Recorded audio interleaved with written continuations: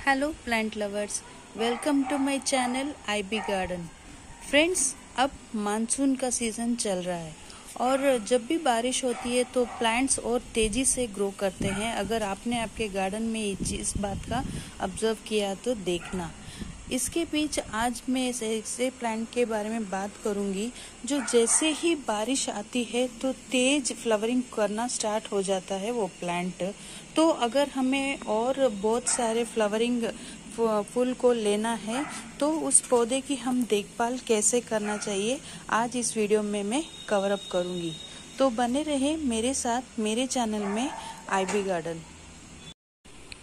Friends, monsoon के season में आपके गुड़हल के प्लांट में किस तरह से आप ढेर सारे गुड़हल के फूल ले पाओ और उसकी केयरिंग किस तरह से करते हैं, आज इस वीडियो में मैं आपको कुछ ऐसे टिप्स बताऊंगी, इम्पोर्टेंट टिप्स जो आपके गुड़हल के प्लांट्स बरसात में कोई भी प्रॉब्लम ना आए और वो तेजी से ग्रो करे और इस तरह के बड़े बड़े फ्लावरिंग हो। तो देखिए, इस वीडियो में मैं कुछ इम्पोर्टेंट जानकारी देने वाली हूँ गुड़हल के प्लांट के बारे में। फ्रेंड्स, मानसून सीजन में जब बारिश होती है तो आप देखिए प्लांट्स कितने तेजी से ग्रो करते हैं और तेजी से फ्लावरिंग भी होती रहती है इस तरह से। अब इस पौधे में देखिए काफी नए नए बड्स भी है और इतने बड़े बड़े फ्लावरिंग भी हो रही है। वो इसलिए कि बारिश के पानी में pH लेवल्स ज़्यादा रहता है, यानी कि इसमें नाइट्रोजन की मात्रा और ऑक्सीजन की मात्रा ज़्यादा रहती है। और अगर हम हमारे घर का जो टैप वाटर आता है उससे कंपेयर करो तो बारिश का पानी का pH लेवल अच्छा रहता है और नाइट्रोजन की मात्रा भी ज़्यादा रहती है। तो इसी वजह से आप देख पाओगे जब भी बारिश होती है तो गुड़हल के प्लांट में ढेर सारे इस तरह से फ्लावरिंग करना स्टार्ट हो जाता है। और इसके साथ आपको थोड़े इम्पोर्टेंट टिप्स को भी फॉलो करना है, तभी तो आप देख पा रहे हो कि कितनी खूबसूरती से ये प्लांट फ्लावरिंग करता है। तो सबसे पहले का टिप ये है, आप जब भी बारिश स्टार्ट हो जाए, मानसून का सीजन आता है, तो ध्यान में रखे आपका जो पॉट है उसके ड्रेनेज होल को आप चेक कीजिए। क्योंकि होता क्या है, जैसे जैसे दिन बीतते जाते हैं अंदर जो गार्डनिंग सॉइल रहता है और ये सब मिलकर कभी कभी ड्रेनेज होल को भी ब्लॉक कर देता है। तो आपको करना क्या है, आपके गमले के नीचे जो ड्रेनेज होल है उनको चेक करना है।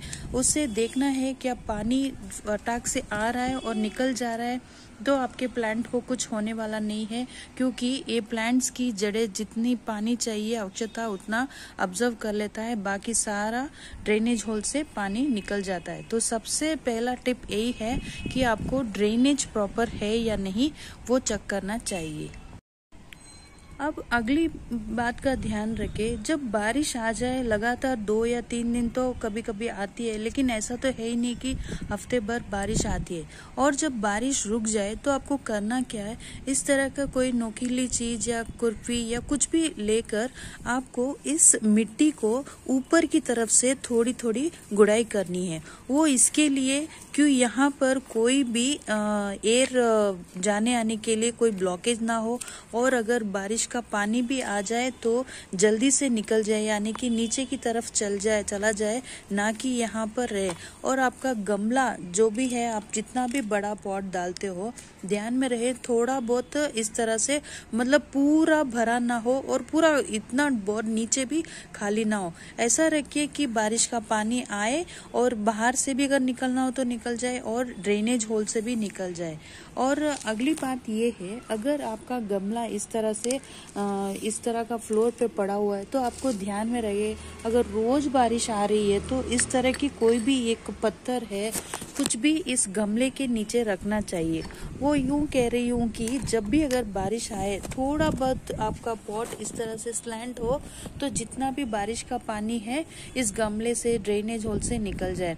कभी कभी क्या होता है कि ड्रेनेज होल से पानी तो निकल जाता है, लेकिन वहाँ पर ज़मीन पर ही पानी रहता है।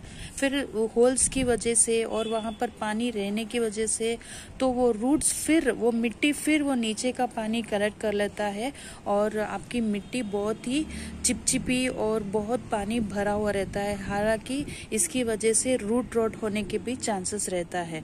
तो ध्यान में आपको रखना है, जब बारिश आए तो बार बार आपके सारे गमलों को और खासकर इन फ्लावरिंग प्लांट्स के गमलों को तो ध्यान रखना ही है कि पानी रुक के नहीं कहीं भी, ना तो पॉट में और न कहीं भी जमीन पर। अगर आसपास जमीन बहुत ही स्लैंट नहीं है, ऊपर के चढ़ाव की तरफ है, तो आपको इस तरह से कोई पत्थर की सपोर्ट से पॉट को स्लैंट रखना चाहिए, सो दैट पानी वहां पर ठहरे ना, और अगर ठहर भी जाए तो इस पॉट की जो मिट्टी या रूट्स है वो फिर पानी को लेना। तो इस बात का आपको ध्यान रखना है।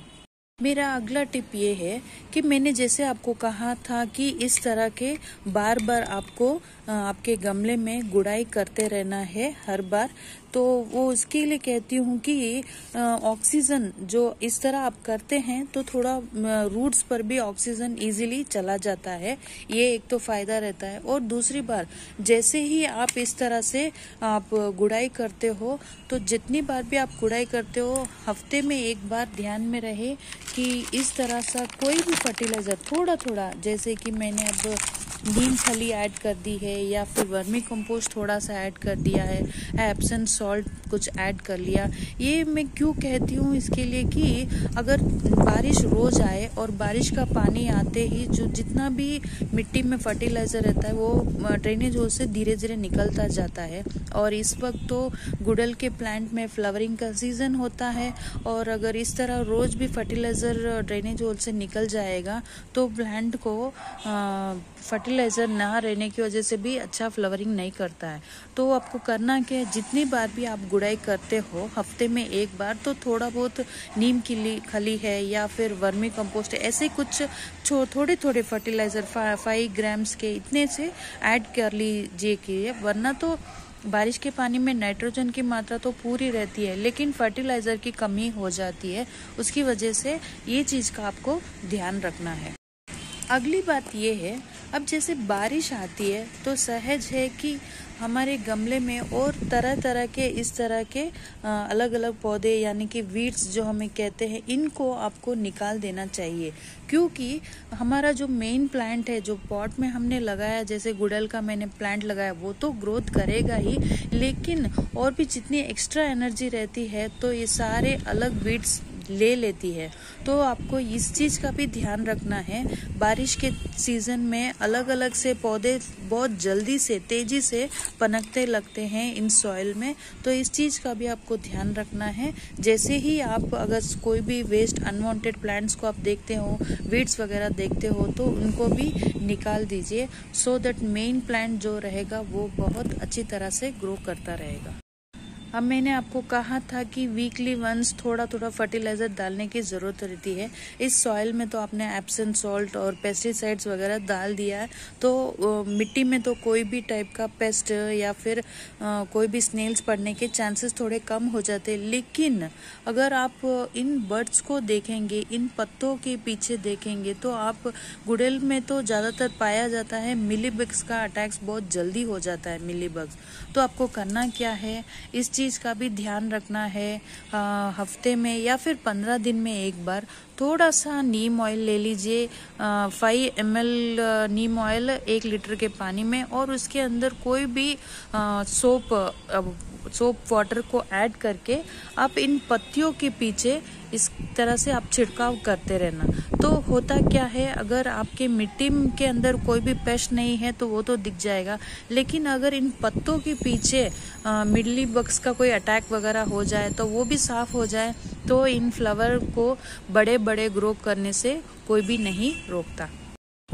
मेरा अगला टिप भी ये है कि आप जब भी देखो गुड़हल का जब इस तरह का फ्लावरिंग होता है तो वो सिर्फ एक दिन के लिए रहता है, ना कि एक हफ्तों के लिए रहता है। तो जब एक दिन में इस तरह से ये खिलता है और अगले दिन में ये मुरझा जाता है, तो आपको करना क्या है, इस मुरझाए हुए फूलों को अच्छा है कि निकाल ले, क्योंकि जो ये मदर प्लांट रहता है ना, तो वो तो पूरी कोशिश करेगा कि इन सूखे हुए फूलों को भी फिर एनर्जी दे।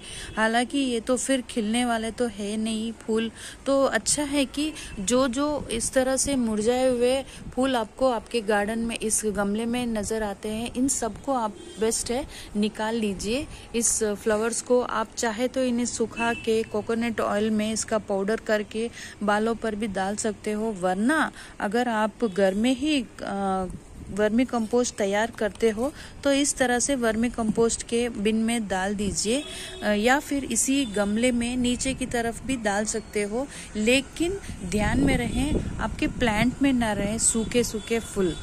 अगर वो रहेंगे तो मदर प्लांट तो पूरी कोशिश करेगी कि वो सूखे फूलों को भी फिर एनर्जी दे, और जो नए नए कलियां खिलने वाली है उन पर थोड़ी एनर्जी कम हो जाती है। तो इसी चीज का भी आप ध्यान रखें। जैसे ही एक दिन में इस तरह से फ्लावरिंग हो जाता है तो अगले दिन को आपको सूखे हुए फ्लावर को निकाल देना जरूरी रहता है। मेरा अगला टिप ये है, जैसे ही मैंने आपको कहा था, आपको हर एक हफ्ते में एक बार जब बारिश बंद हो जाए तो इस तरह से आपको गुड़ाई करनी है। और गुड़ाई करने के बाद भी, हालांकि गुड़हल के प्लांट को थोड़ी पानी मतलब पानी रोज भी चाहिए। इस तरह की चिकनी मिट्टी तो इसे पसंद ही है, लेकिन इस तरह की मिट्टी पसंद नहीं कि यहाँ पर पूरा पानी भरा हुआ हो। अगर यहाँ पर बारिश आते पानी पूरा इस तरह से भरा है, नीचे ड्रेनों से भी नहीं जा रहा है, तो टाइम है रिपोर्टिंग करने की, यानी कि इस पूरे प्लांट को आपको बाहर निकाल देना है। गमले में अगर प्रॉब्लम है या फिर मिट्टी में अगर कोई प्रॉब्लम है, ज्यादा ही चिकनी मिट्टी है और पानी जल्दी से नहीं निकल रहा है, तो तुरंत ही आप इस गमले को चेंज कर दीजिए या फिर नई मिट्टी डालिए जिसमें गार्डनिंग सॉइल 60% हो और 30% सैंड हो। तो उसकी वजह से जितना भी पानी का ठहराव या फिर मिट्टी बहुत चिकनी रहती है तो प्रॉपर हो जाएगी। और इसके अंदर अगर रूट रॉट हो गया पानी ज़्यादा रहने की वजह से, या फिर रूट बाउंस हो रहे हैं उसकी वजह से भी अगर प्लांट खराब हो रहा है, तो आपको तुरंत ही इस गमले को चेंज करना रहता है। और आपको जो ड्रेनेज होल्स है उनको भी प्रॉपर करना है। ड्रेनेज होल्स के ऊपर आप चाहे तो बड़े बड़े पत्थर रख सकते हो, या फिर नारियल के जो छिलके रहते हैं खोपड़ी, उनको भी आप रख सकते हो। इस तरह से मैं हमेशा ड्रेनेज होल पे इस तरह के नारियल के जो शेल्स रहते हैं उनको रखती हूँ, फिर मैं गार्डनिंग सॉइल डालती हूँ। हालांकि ये रखने से पानी रुकता नहीं है, जल्दी ही निकल जाता है। तो इनके रखने से आप इस तरह से बार बार आपके प्लांट को मॉनिटरिंग करते रहना है, तभी आप देख पाओगे कि मानसून के सीजन में भी ढेर सारे गुड़हल के फूल आप ले पाओगे। तो फ्रेंड्स, आप अगर ये सारे टिप्स आपके गुड़हल के प्लांट पर यूज करोगे, अपनाओगे, तो आप देख पाओगे कि एक दिन में काफी नई नई कलियां इस तरह से ग्रो होने लग जाएगी और फूलों की साइज भी कुछ इस तरह से बड़ी बड़ी रहेगी। फ्रेश फूल आप ले पाओगे और आपका प्लांट भी तेजी से ग्रो करेगा, क्योंकि मानसून तो हर एक पौधे का फेवरेट सीजन रहता है। इसके बारिश के पानी में बहुत अच्छी तरह मात्रा में नाइट्रोजन रहता है और ऑक्सीजन भी बहुत अच्छी मात्रा में रहता है। तभी तो आप देख पाओगे कि बारिश का सीजन आते हैं किस तरह से प्लांट तेजी से ग्रो करना स्टार्ट कर लेते हैं। लेकिन आपको इन चीजों का ध्यान रखना है जो मैंने अभी बताया है। अगर इन चीजों का आप ध्यान रखोगे तो आपका प्लांट बहुत खुश रहेगा और आपके गार्डन में हमेशा ढेर सारे फ्लावरिंग होते ही रहेंगे। तो कैसा लगा मेरा ये टिप बारिश के सीजन में? आपको इन टिप्स को यूज करते ही फिर देखिए आपका गार्डन फूलों से हरा भरा रहेगा। तो थैंक यू फ्रेंड्स, मेरा वीडियो देखने के लिए और मेरे साथ बने रहने के लिए। मेरे चैनल में IB garden, happy gardening friends. Bye, take care.